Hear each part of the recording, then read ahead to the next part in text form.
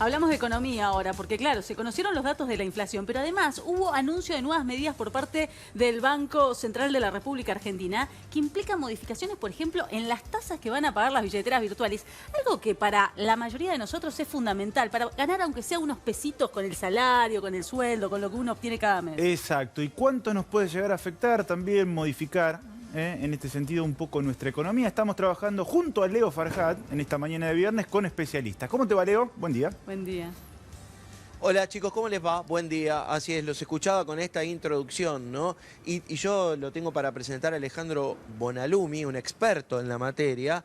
Pero digo, ayer cuando miraba el índice, del último mes, de mayo, qué difícil, esto hay que decirlo, qué difícil que se acople a mi bolsillo. No sé el resto, Coincidimos. pero Obvio. este 1,5, ay, cómo me cuesta.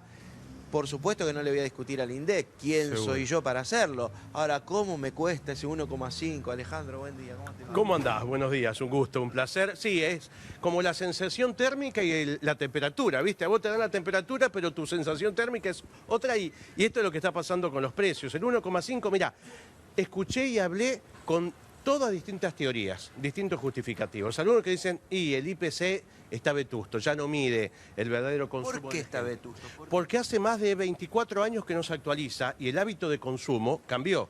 A ver, si yo te digo que todavía en la medición está el CD, vos decís, pero el CD no lo usa nadie. Claro, no se mueven precios, pero las plataformas no tienen peso. Y hoy sí, cuando suben las plataformas, a vos te impacta. Todavía existe la telefonía celular, la fija, frente a la móvil. Vos tenés algunos ingredientes que hacen que aquel hábito de consumo de hace 20 y pico de años no sea el hábito de consumo de la gente hoy. ¿Dónde compra? ¿Dónde mide el INDEC? Primeras marcas, segundas marcas. Bueno, hay un universo de dudas que se plantean. La otra, que también me decían, y esto lo dibujan. Y eso podemos pensar que lo dibujan. Marco Labaña venía de Alberto Fernández, el titular del INDEC, está ahora, cuando tuvo que dar un 50 y pico % de pobreza lo dio. Para aquellos que son expertos en la materia, el INDEC no dibuja. Porque aparte, fíjate que coincide con Cava, San Luis el 1,5, Cava el 1,6, Bahía Blanca el 1,7, las consultoras por debajo de 2. En verdad, uno Acá en Santa Fe suele dar un poquito más alto. un poquito más alto y se da con delay después que conocemos el índice nacional. Pero aparte, yo creo que hay una columna vertebral que debemos entender. Si vos te pones a comparar los productos de la canasta, los importantes, el precio de la carne. ¿Cómo está el precio de la carne respecto a los países de la región cuando uno hace una transpolación? Y está más o menos en línea. ¿Qué pasa con el combustible? Está a valores históricos, medido en dólares, y está dentro del parámetro de la región. El problema en Argentina es el nivel de ingresos. Cuando vos ganás poco, todo te parece caro.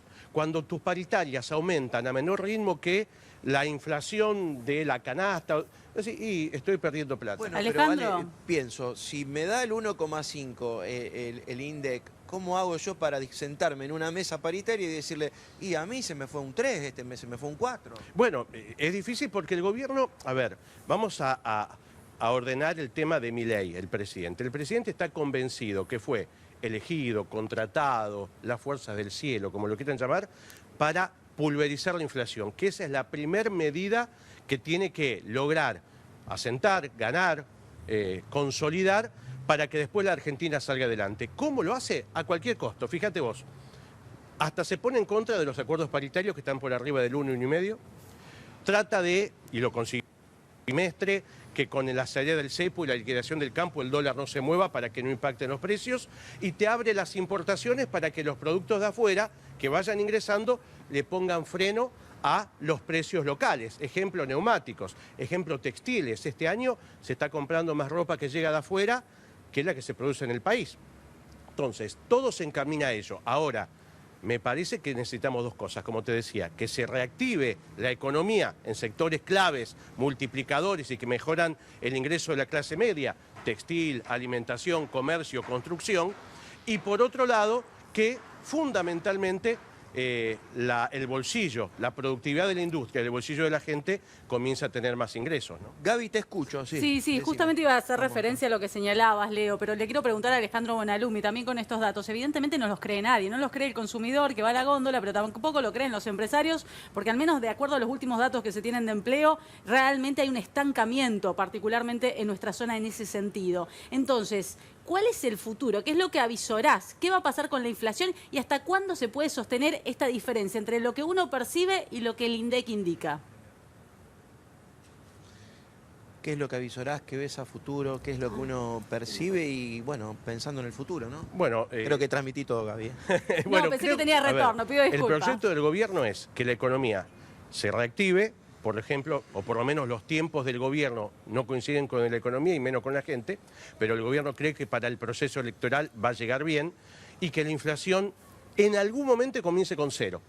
Esto le daría la plataforma a la estructura del gobierno de hacer un buen proceso electoral, que eso te dé poder. Primero porque ganás y segundo porque mejorás la composición del Congreso y llevar adelante reformas claves que el gobierno sabe tiene que hacer sí o sí. Reforma laboral, reforma impositiva y reforma previsional. Son las tres bases claves del futuro económico del país para el relanzamiento o para la segunda etapa del gobierno. Bien. Bueno, hablamos de billeteras virtuales y esta baja, digo billeteras virtuales, la tasa en definitiva, ¿no? Pero nos afecta porque me parece que se ha instalado mucho lo de tener estas que dan vuelta. Sí, la mayoría de la gente se fue acostumbrando. Ya no más plazo fijo bancario, eso se redujo bastante. Mira, hay un segmento de la sociedad que sí los utiliza, que todavía tiene la vieja dicotomía, plazo fijo, dólar, plazo fijo. Hoy parecería que ninguno de los dos seduce demasiado. Las billeteras virtuales que la gente tiene y se acostumbró a la chance de tengo la plata en mi cuenta, me va dando ganancias diarias, pero además la puedo utilizar cuando yo quiero. Ese es el hándicap que tienen. Venían con este servicio, con esta posibilidad que la gente fue aceptando, pero ahora el gobierno tomó algunas medidas que son muy técnicas de explicar, de encajes, etcétera, que va a lograr bajar esa tasa de interés. Eso que la gente recibe o que la billetera virtual te paga, va a ceder. No va a ceder en forma violenta, no es que hoy te levantás y tenés 3, 4 puntos menos, pero a la larga se supone que el rendimiento va a ceder. Sin embargo, ante la poca alternativa de inversión conocida, segura, que la gente tiene, que existe, porque tenés un mercado de capitales con herramientas, con bonos, tenés fondos comunes de inversión que andan bastante bien, incluso en los bancos vos podés ir y hacer un fondo. Por la plata que vos tenés ahí, por 15 o 20 días, podés utilizar un fondo común, que lógicamente los más conservadores, los más seguros, pagan menos, pero por lo menos hacer laburar el dinero. Pero insisto, con billeteras virtuales, la medida que tomó el gobierno va a ser que cedan un poquitito. ¿Y cuál es la finalidad del gobierno? Primero, bajar la tasa de interés en general y poner en igualdad de condiciones a todos los jugadores, billeteras virtuales, fintes, bancos. Que esa baja de tasa de interés haga que vos pienses, che, me paga el 2, me va a pagar el 1,5, me va a pagar el 2,3% mensual. ¿Me conviene o me conviene sacarla y empezar a invertir en la economía real si algo me da mayor ganancias o usarlas, ir, comprar, mover la economía, que es lo que falta hoy?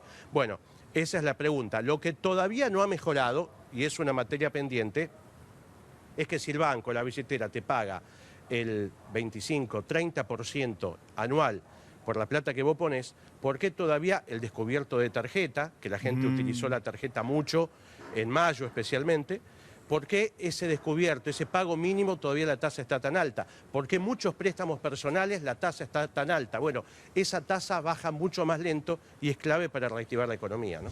Ahora sí los escucha Alejandro, chicos. ¿Plazo fijo sí o no en este contexto? ¿Ahorro en dólares sí o no? Bueno, a ver, lo que está sucediendo con un segmento de los que saben es que el dólar piensan va a estar muy tranquilo. Inclusive va a subir, pero nunca va a tocar el techo de la banda. Por eso, de la banda de flotación. Por eso muchos sectores deciden aprovechar el corto plazo, hacerse de pesos, sacar una tasa mayor de lo que te puede dar un plazo, una tenencia en dólares, y con eso después comprar más dólares. Sin embargo, creo que eso se va a agotar porque vamos a tener un segundo semestre con menor liquidación de dólares del campo, lo que puede hacerlo subir, y un proceso electoral.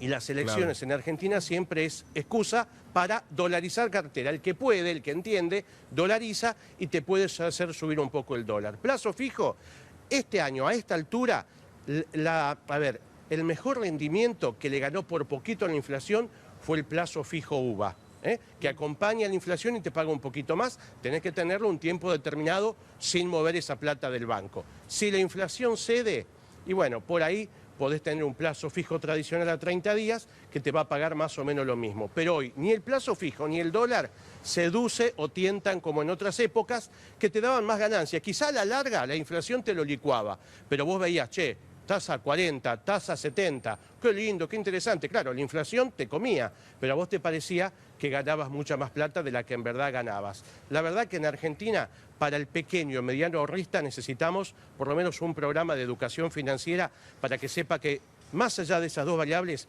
existen otras que por ahí no nos animamos. Fondos comunes en los bancos, asesoramiento, inversión, aquella gente que sabe hablar y sacar conclusiones al respecto, a ver qué te conviene hacer. Clarísimo el panorama, Alejandro. Te agradecemos por tu tiempo, ¿eh? Que tengas buen día. Gracias. Un gusto, que sigan bien, gracias.